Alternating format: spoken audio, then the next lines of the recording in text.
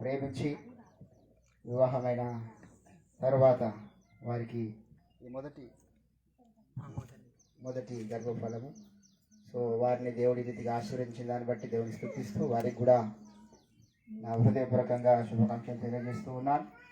చేరవచ్చిన అందరికీ కూడా ప్రభువైన యేసుక్రీస్తు నామమున ప్రత్యేకమైనటువంటి వందనాలు. దేవుని బిడ్డలారా, మరి దైవజనులు పవన్ గారు చదివినటువంటి లేఖన భాగాన్ని మనము గమనిస్తూ ఉన్నాం. లోకంలో చాలా రకాల ఆశీర్వాదాలు లోక జనాంగం కలిగి ఉంటారు. ఈ లోకస్తులు దేనైతే ఆశీర్వాదం అనుకుంటారో, ఏది ఆశీర్వాదం చెప్పబడుతుందో బైబిల్లో దేవుడు ఎక్కడ కూడా దాన్ని ఆశీర్వాదంగా పిలవలేడు. అది మొదట మనం గ్రహించాలి.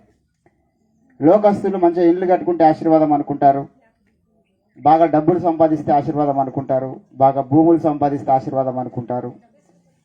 రకరకాలుగా ఈ లోకస్తులు మరి ఈ భౌతిక సంబంధమైనటువంటి విషయాలే ఆశీర్వాదం అనుకుంటారు.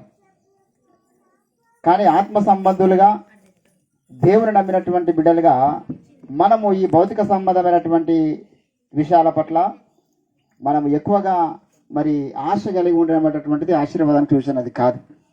తగుమాత్రపు వస్త్రములు ఉండాలి, తగుమాత్రపు భోజనం ఉండాలి, తగినంత ఉండాలి. కానీ ప్రతిదీ అతిగా ఇదే ఆశీర్వాదం అనుకొని కొందరు పాడైపోయిన వాళ్ళు ఉన్నారు. బహుమానాలను ప్రేమించి ఆశీర్వాదం అనుకున్న బిలాము చెడిపోయాడు, భ్రష్టుడు అయిపోయాడు.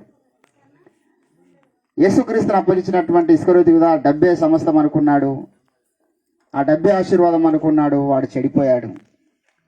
ధనము సమస్తమైన కీడులకు మూలం అంటే అది ఆశీర్వాదము కాదు. ఒక విధంగా చెప్పాలంటే కొన్ని కోట్ల మంది ఈరోజు మనం భూమి మీద చూస్తే కోట్ల రూపాయలు ఉన్నాయి, పెద్ద పెద్ద బిల్డింగ్లు ఉన్నాయి, అయినా ఆత్మహత్యలు చేసుకుంటున్నారు. ఎందుకయ్యా అంటే మాకు మనశ్శాంతి లేదండి అంటే ఇప్పుడు ఏది ఆశీర్వాదము? నీకు 100 కోట్ల రూపాయలు ఉన్నాయి కదా. కొంతమంది 1000 కోట్ల ఆస్తిపరులు, గర్భఫలం లేదు, 1000 కోట్లు.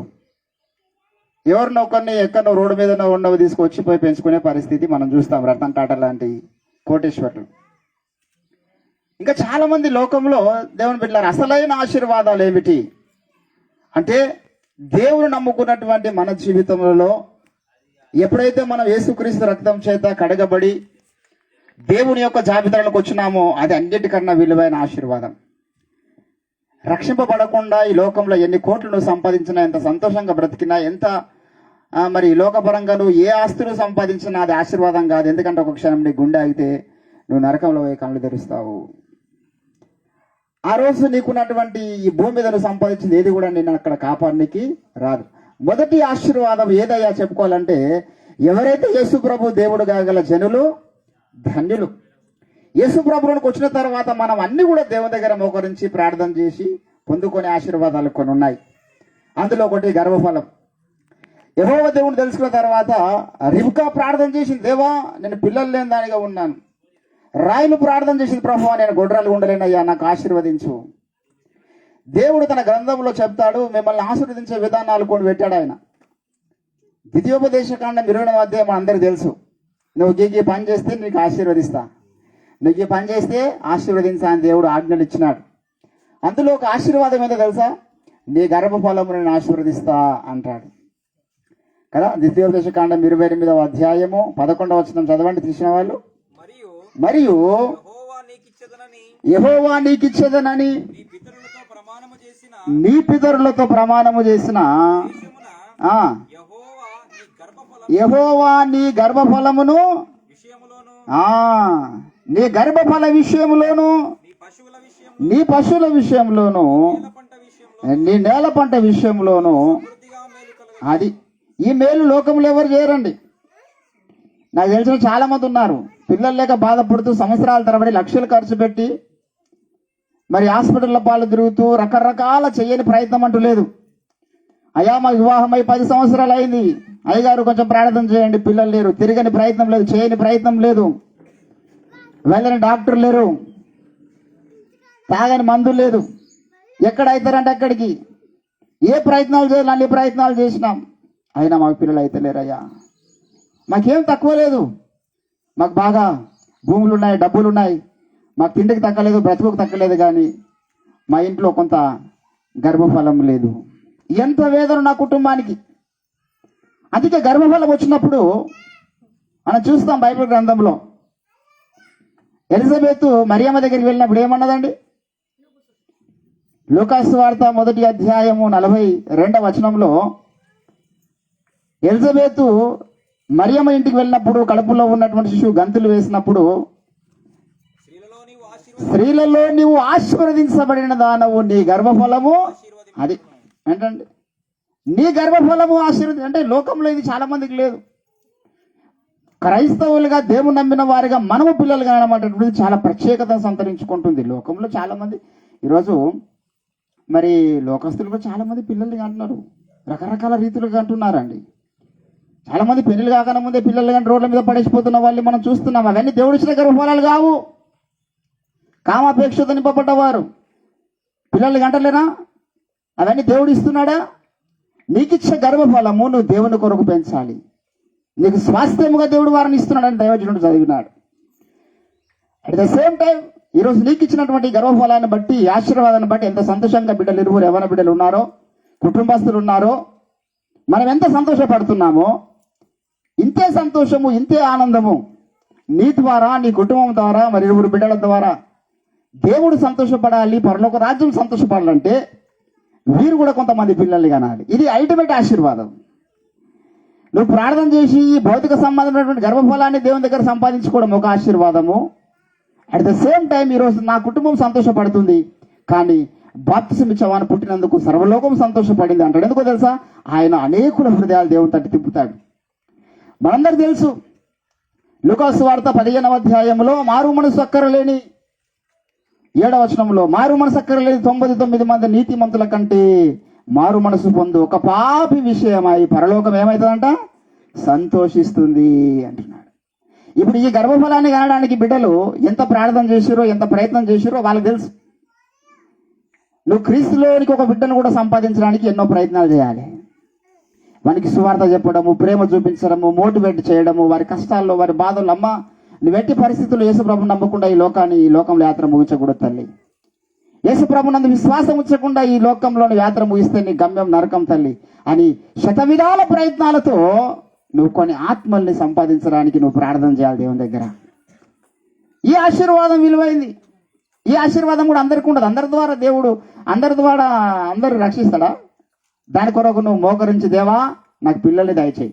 మొగళ్ళు చేయాలి ప్రార్థన, ఆడళ్ళు చేయాలి ఈ ప్రార్థన, అందరూ చేయాలి. పౌలు అంటాడు, అందుకే నాకు మీ నిమిత్తం మరలా ప్రసవ వేదన కలుగుచున్నది అన్నాడు గలతీలను చూసి 4వ అధ్యాయం 19వ వచనం గలతీ పత్రిక. ఎందుకంటే ఆయన కూడా పిల్లల్ని అంటున్నాడు. అరే ఆడోళ్ళు చేస్తారు కదా ప్రసవ వేదన అనేటటువంటిది. మరి పౌలు అంటున్నాడు ఏంటంటే పౌలు కూడా కొంతమంది పిల్లల్ని అన్నాడు. ఈరోజు మనమందరం ఇప్పుడు అబ్బాయి అయినా అమ్మాయి అయినా వీరిద్దరు కూడా ఈ ఆశీర్వాదం దేవుని దగ్గర వాళ్ళు ప్రార్థన చేసి పొందుకున్నటువంటి బిడ్డలు. వారి ద్వారా కొంతమంది అయినా రక్షించబడాలి, మా ద్వారా కొందరైనా దేవుడిలో బలపడనటువంటి ఆ ప్రార్థన కలిగి ఉండాలి. ఈ ఆశీర్వాదంతో వాళ్ళు ముగించకూడదు. మా ప్రార్థన విన్నాడు దేవుడు, మా గర్వఫలం ఇచ్చిన చాలే అని సంతోషపడితే లాభం లేదు. ఈ సంతోషంలో దేవుడు పాలిభవస్తుడు కావాలంటే నీ కుమారుని దేవుళ్ళు పెంచాలి, నీ కుమార్తెను దేవుళ్ళు పెంచాలి, నీకు గెలిచిన వారందరికీ క్రీస్తుని గురించి పరిచయం చేయాలి. అందుకే అంటాడు ఆత్మ సంబంధమైన ఆశీర్వాదాలు అని ఎఫెసీ పత్రిక 1వ అధ్యాయం 3-4 వచనాలు అంటాడు. ఈ ఆత్మ సంబంధమైన ఆశీర్వాదంలో మొదటిది ఏంటంటే ఆత్మీయంగా నువ్వు పిల్లల్ని కనడం. హల్లెలూయా. మనం అందరము కూడా దేవుని బిడ్డ. ఇది దేనికి సూచన అంటే ఈరోజు ఈ గర్భఫలము దేనికి సూచన, ఈ బిడ్డకు దేవుడిచ్చినటువంటి ఆశీర్వాదం దేనికి సూచన అంటే నీవు నేను కూడా ఆ రీతిగా పిల్లల్ని కంటే ఎంత సంతోషం ఉంటుందో, ఎంత ఆనందం ఉంటుందో కుటుంబంలో.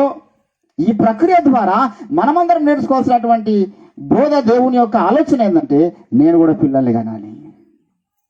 I want be pregnant. నేట్ల పిల్లలు కంట, నేట్ల ప్రసవ వేదన పడతా అంటే ప్రార్థనలో ప్రసవ వేదన పడతా. దేవుని సన్నిధిలో నేను మోకరించి ప్రార్థన చేస్తా గర్భఫలం ఏమని. అప్పుడు నీ ద్వారా నీ మాటలు విన్న వారందరూ రక్షించబడతారు. రేపు పరలోక రాజ్యం వచ్చిన తర్వాత రే పలానా వ్యక్తి, పలానా శ్రీను, పలానా శ్రీకాంత్, పలానా సురేష్, నాకు పలానా దినాకర్ నాకు సువార్త చెప్పడం వాళ్ళు ఈరోజు పరలోక రాజ్యంలో ఉన్నాని వారు యుగాలు సంతోషపడతారు. ఈరోజు దేవుని బిడ్డలారా మన చుట్టుముట్టు ఎంతో మంది నశించిపోతున్న వారు ఉన్నారు, నరకానికి వెళ్తున్న వారు ఉన్నారు. ఈరోజు పిల్లలు కన్నా మన ఆశ లేని వారికి మనం ఉండొద్దు. ఈ బిడ్డలు ఆశపడ్డారు పిల్లలు కావాలని ప్రార్థన చేస్తారు, మరి దేవుడు కృప చూపించి వారి గర్వఫలం ఇచ్చినాడు. ఈరోజు నువ్వు ఆశపడితే, నువ్వు ప్రార్థన చేస్తే ఖచ్చితంగా దేవుడిని కూడా పిల్లల్ని ఇస్తాడు. హల్లెలూయా. ఎందుకొరకంటే ఆ పిల్లల్ని దేవుని మహిమ కొరకు పెంచడానికి. ఇది పౌలు చాలాసార్లు అంటాడు, నా ప్రియ కుమారుడైన తిమోతి, నా పిల్లలారా, నా చిన్న పిల్లలారా, ఎన్నిసార్లు సంబోధిస్తూ ఉంటాడో బైబిల్ గ్రంథం అంతట్లో కూడా. ఈరోజు నువ్వు చెప్పగలుగుతావా నా పిల్లలని? ఎంతమంది నడిపించావు నువ్వు? ఎంతమంది నీకు పిల్లలని ఆత్మీయంగా? నీ చుట్టుముట్టు ఎవరు లేరా నశించిపోతున్న వాళ్ళు? దేవుని నమ్మని వారు ఎవరు లేరా? వారి పట్ల బాధ్యత నీకు లేదా? భారం నీకు లేదా? ఆశపడు, ప్రార్థన చెయ్యి. రాయలు మిక్కిలి సౌందర్యవంతురాలని బైబిల్ లేఖనం సాక్ష్యం ఇస్తుంది. రిబ్కా చాలా సౌందర్యవంతురాలని బైబిల్ సాక్ష్యం ఇస్తుంది. కానీ రిబ్కా కానీ రాయలు కానీ గొడ్రాన్లై ఉండిరి అనేటటువంటి వాస్తవాన్ని కూడా చెప్తున్నాడు. ఏంటండి, వారు తమకున్నటువంటి అందాన్ని చూసుకుని మురిసిపోలే. నేను చాలా అందగత్తెలు కదా అనుకోలే. పిల్లలు లేరని బాధపడ్డారు, దేవుని దగ్గర పోయి ఆక్రందించారు, రోధించారు, ఆశీర్వాదాన్ని పొందుకున్నారు. ఈరోజు నీవు నేను కూడా మన ద్వారా ఇప్పటిదాకా ఒక వ్యక్తి కూడా రక్షించబడలేకపోవచ్చు, ఒక వ్యక్తి కూడా దేవునిలో నడిపించబడలేకపోవచ్చు. ఈరోజు నువ్వు ప్రార్థన చేస్తే నీ ఆత్మ సంబంధమైన గర్భఫలాన్ని కూడా దేవుడు ఆశీర్వదిస్తాడు. అట్ ద సేమ్ టైం ఈరోజు బిడ్డలు ఇరువురు కూడా మరి ఆశీర్వదించబడి వారి జీవితంలో ఒక గొప్ప కార్యాన్ని, దేవుని యొక్క కార్యాన్ని చూసినారు. ఇంకా తన గర్భఫలంలో మరి ఎన్నో దేవుడు గొప్ప ఆశీర్వాదకరాలు దేవుడు అనుగ్రహించినట్లుగా ఇరువురు బిడ్డలకు మరి ప్రసవం జరిగేంత వరకు కూడా దేవుని ఒక ప్రత్యేకమైన కంచె, డాక్టర్ చెకప్ విషయంలో కానీ, బిడ్డ ఎదుగుదల విషయంలో కానీ దేవుడే కృప చూపించి క్షేమాన్ని, ఆశీర్వాదాన్ని వారి కుటుంబానికి దేవుడు అనుగ్రహించినట్లుగా మనం ప్రార్థన చేద్దాం. అట్ ద సేమ్ టైం ఇక్కడికి వచ్చిన మనందరం కూడా పిల్లలు లేని వారిగా ఉండొద్దు. ఈ లోకంలో ఎంత బాధ ఉందో అంతకంటే ఎక్కువ బాధ నువ్వు పిల్లలు లేని దానిగా, పిల్లలు లేని వాడిగా ఈ లోకయాత్ర ముగిస్తే పరలోకం అంతా బాధపడతావు. మనం కూడా పిల్లలకి అన్నికి ఆశపడదాం, ప్రార్థన చేద్దాం. దేవుడు కొద్ది మాటలు మన వినికిడిలో ఫలింపజేయను గాక. మిగతా సమయాన్ని దైవ సేవకులకు అప్పగిస్తున్నాను, వారు నడిపిస్తారు. దేవుని నామానికి మహిమ కలుగును గాక. మంచి మాటలు అందించినటువంటి సహోదరులు